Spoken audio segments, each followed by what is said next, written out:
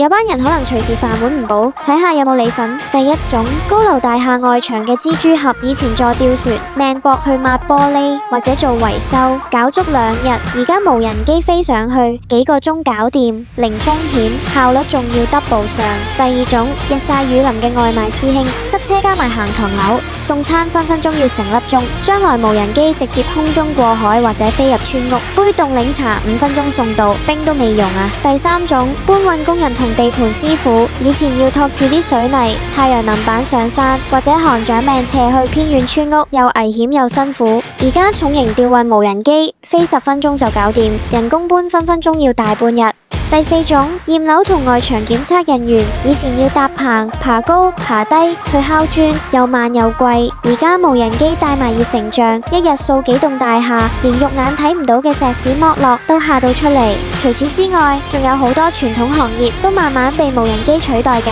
但係香港而家大力推動低空經濟，絕對唔係為咗搶大家飯碗，